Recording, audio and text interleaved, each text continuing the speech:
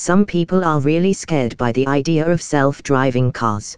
Most muggles aren't accustomed to seeing a flying car. But let me tell you this, self-driving cars won't take over humanity, trust me. So in the next few decades, if some people start saying that they've come from future to warn you about technology or something, then you can just ignore them because they are crazy. Now moving on. There has been this problem with self-driving cars that has been puzzling everyone. Who should your car kill in event of an unavoidable accident?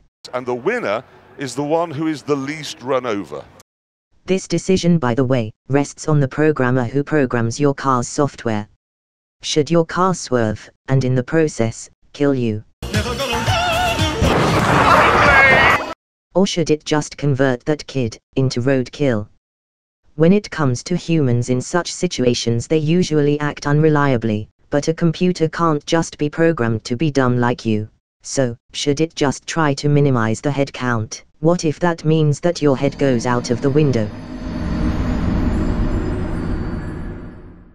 After all, you're the one who bought that car. Shouldn't saving you be the top priority?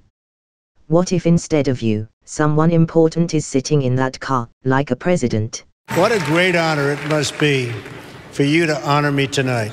Oh. Never mind. Who would buy a car programmed to sacrifice the owner?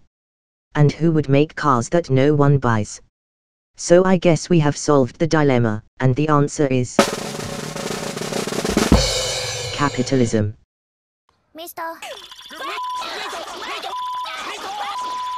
Because the car manufacturers want to make money by selling cars, they would program them to save the owner at all costs, which means if you're a pedestrian, well, you're Now that we're done solving moral problems, we should look at other ones, like hackers.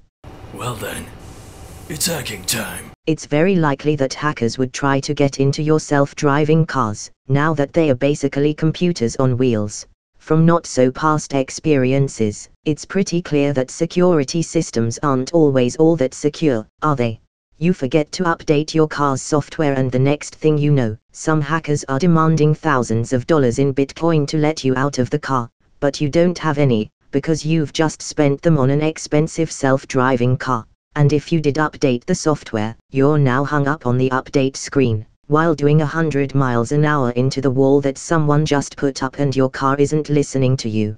Floor it? Yes. No! No! Don't floor it! Floor it? No! No, no! Don't floor it! Okay, floor it! No!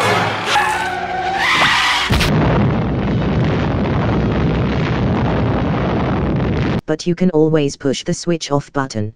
But you remember that a Russian hacker just hacked your car, and now instead of avoiding collisions, your car is actively looking for immigrants to terminate. But the hackers are Russian, you say. What's their motive in searching for immigrants? Thank you. Thank you. Thank you, everyone. I don't know that either. I'm not the NSA. And now thieves don't even need to come to your car, because your car will drive itself to them. Dude, where's my car? Dude, where's your car? Dude, it's not funny, dude. The car's gone. Moving on, there is the problem of infrastructure. Your car drives off a cliff. Because there were no lane markings, maybe they just wore off, maybe they were covered in dirt, maybe it snowed and there's no recognizable roads anymore. The problems don't just stop here. They can't tell the difference between crumpled up newspaper and a rock. They can mistake trucks for overhead signs. They can be blinded by the sunlight. But despite all these problems, one day self-driving cars would outdate the manual ones. Even if they do become obsolete, you can always enjoy your manual shifter. Besides, Omae wa mou shinde iru. Nani?